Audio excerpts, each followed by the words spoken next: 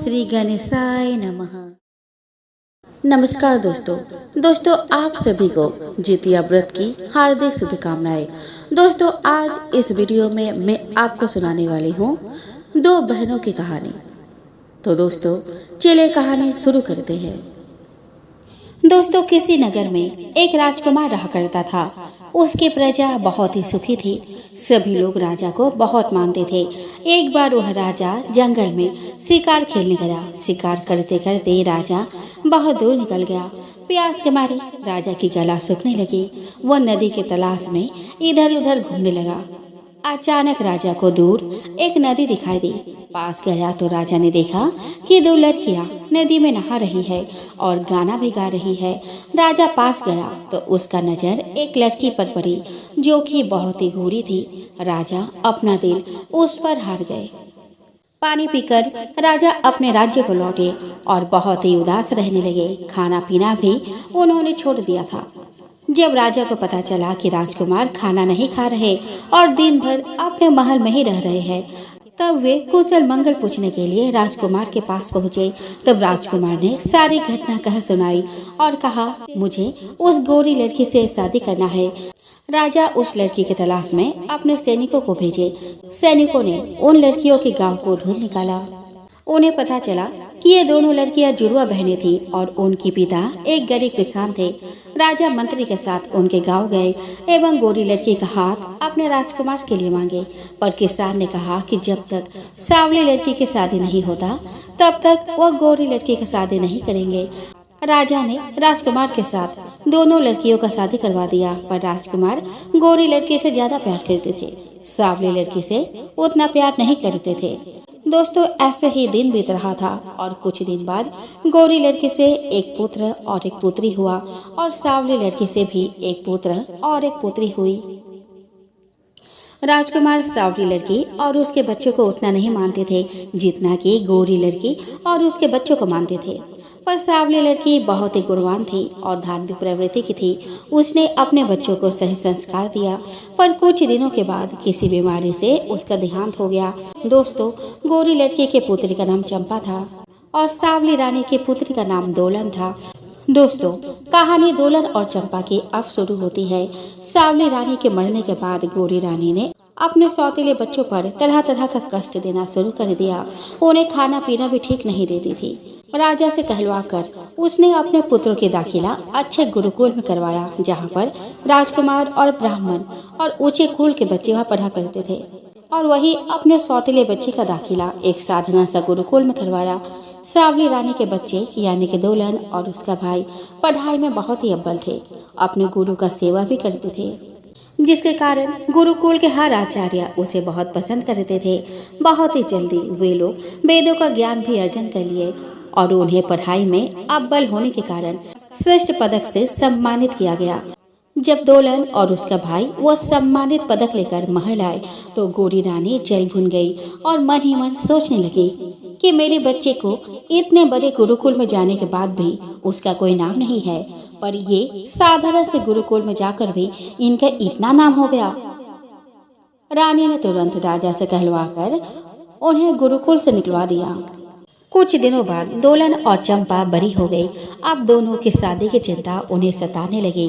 रानी ने राजा को कहा कि देखो जी, लड़कियां अब बड़ी हो गई है, दोनों की शादी करवानी पड़ेगी, पर देखिए दोलन की शादी कोई गरीब घर में कराइएगा और चंपा की शादी कोई राजकुमार से कराइएगा। राजा तो गोरी रानी के प्यार में अंधे हो गए थे। जैसा जैसा रानी कहती वैसा वैसा ही राजा करते थे। अब क्या हुआ कि राजा दूसरे नगर के राजकुमार से चंपा की शादी करवा दी और उसी गांव के एक गरीब किसान के बेटी के साथ दोलन की शादी करवा दी। दोस्तों यह तो पुराने जमाने की बात है कि बाप जिसके साथ भी बेटी का शादी करवा दे, बेटी कभी पलटकर जवाब भी नहीं देती थी कि मुझे यह लड़का पसंद है भी या नहीं।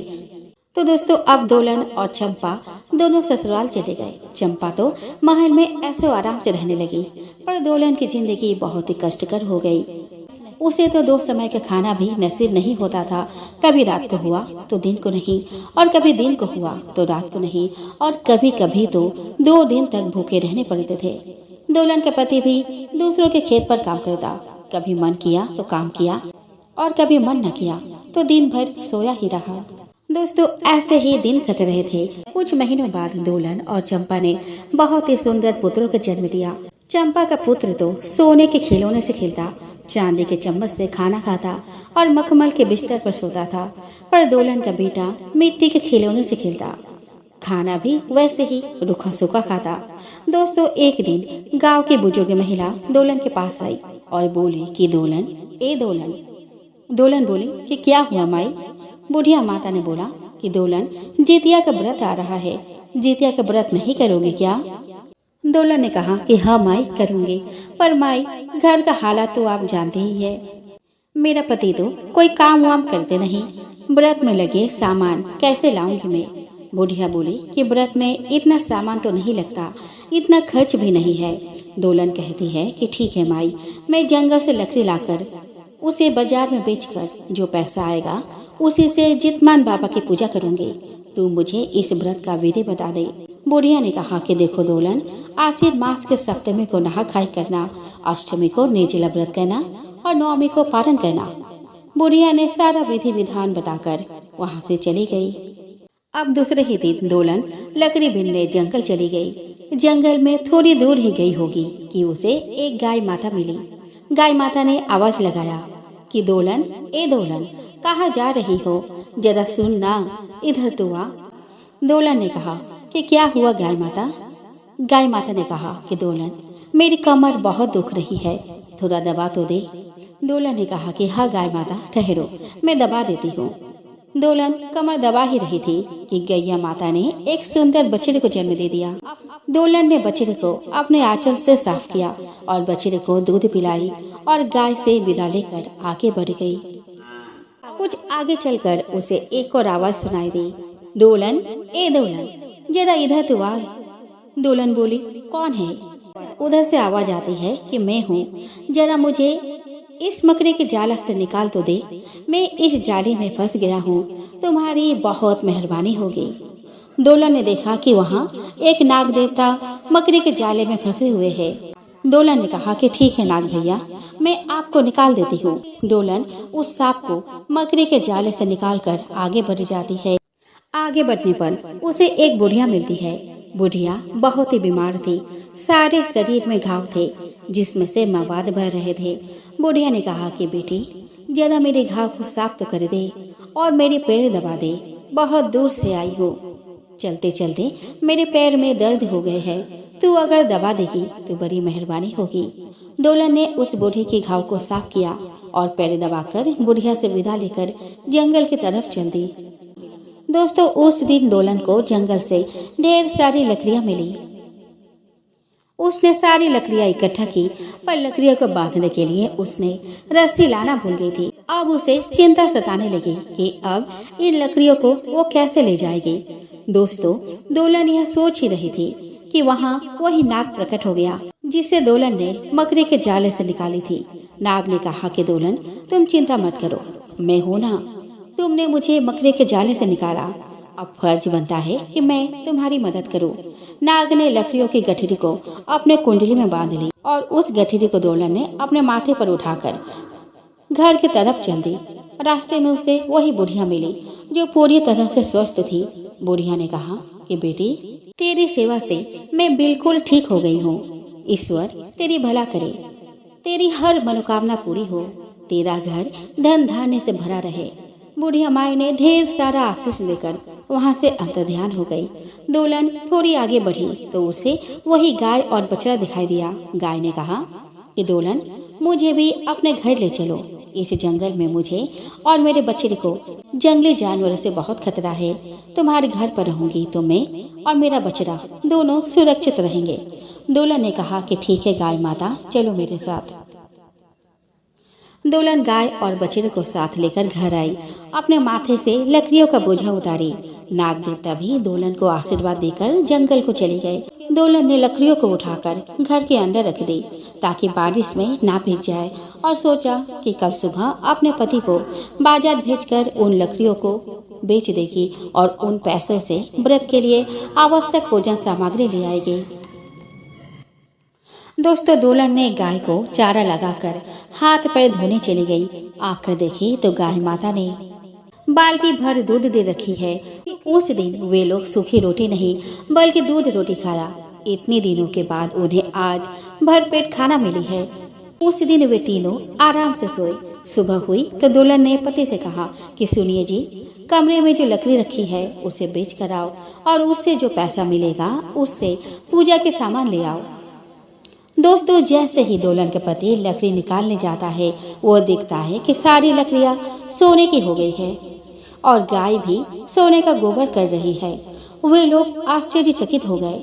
दुल्हन समझ गई कि यह सब जीतमान बाबा का ही आशीर्वाद है, जो ये गाय नाग देवता और बुढ़िया माँ के रूप में उन्हें दर्शन दिए हैं। दोस्तों दुल्हन अब अमीर हो गई। वे अब महल में रहने लगी। नौकर चाकर से घर भर गया।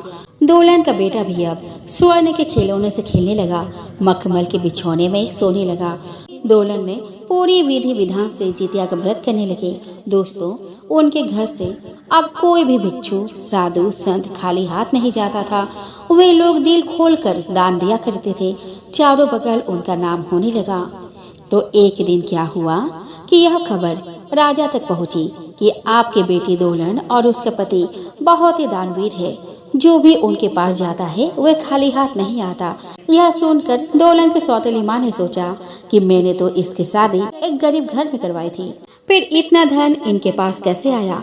उन लोगों से रहा ना गया और चले गए दुल्हन को देखने। उन्होंने देखा कि उनका महल तो वाकई बहुत ही बड़ा है, हजारों नौकर चाकर है। दुल्हन ने अपने माता पिता का आदर सत्कार किया, उन्हें भोजन करवाया। राजा ने कहा कि बेटा दुल्हन मुझे माफ कर दो, मैं इतना दिन तुम्हें देखने भी नहीं आया।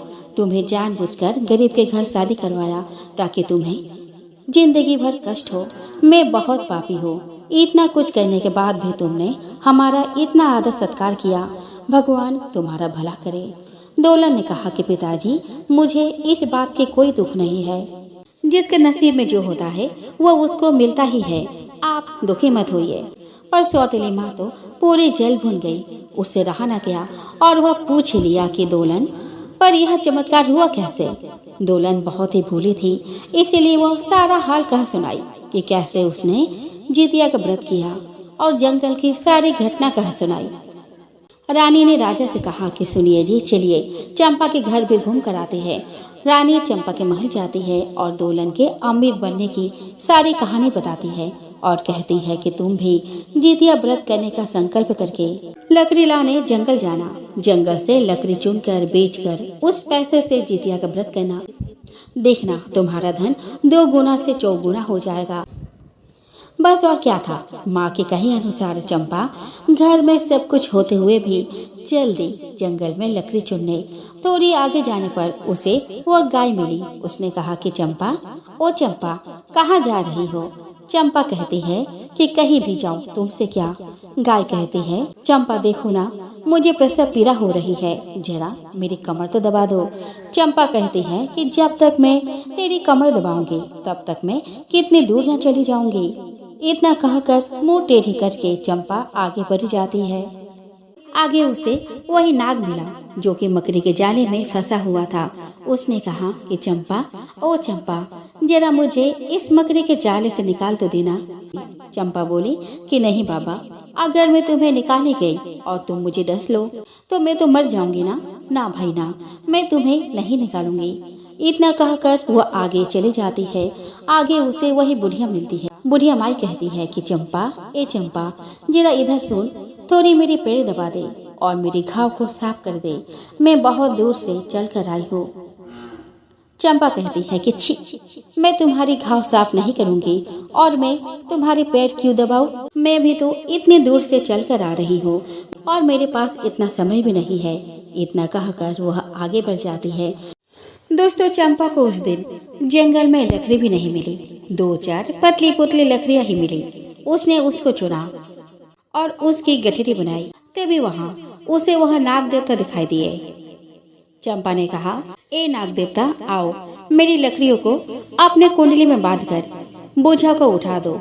नाग देवता बोले कि जा रे चंपा, जा, 2-3 लकड़ियां तुझसे नहीं उठ रही है, खुद उठाओ और जाओ। मुझे अपना काम करने दो। चंपा उन लकड़ियों को उठाकर बड़बड़ाते हुए आगे बढ़ी। सामने वह बूढ़ी माई मिली। चंपा बूढ़ी माई से कहती है कि ये बूढ़ी माई, मुझे आशीर्वाद दो ताकि मेरा ये लकड़ियाँ सोने की हो जाए। बुढ़िया माई बिना कुछ बोले वहाँ से निकल गई।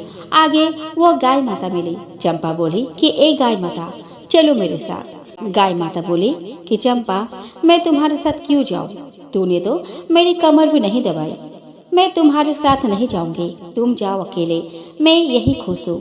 चंपा लकड़ियों का गठरी लिए महल वापस आई और आकर ही सो गई। सुबह जब वो उठती है तो वो देखती है कि उसका महल झोपड़ी बन गया है और सारे सोने के आभूषण, मखमल के वस्त्र, सभी शान और शौकत वहाँ से लुप्त हो गए हैं। चंपा की मखमल की साड़ी साधारण से साड़ी में बदल गई है और घर में कीड़े मकोड़े चल रहे हैं। चंपा दौड़कर अपने माँ के पास जाती है और सारा हाल सुनाती है। दोनों माँ बेटी दोलन के पास जाती है और उसे खरी खोटी सुनाती है कि तुमने मेरी बेटी को सब गलत गलत कहा, जिससे उसकी ऐसी हालत हो गई है। तब दोलन कहती है, मैंने कुछ भी गलत नहीं कहा, पर एक बात मैं कहती हूँ कि चंपा, मेरे पास तो कुछ भी नहीं था, जिसके कारण मैंने जंगल से लकड़ियाँ लाई ताकि उसे बेचकर मैं व्रत का सामान ला सकूं।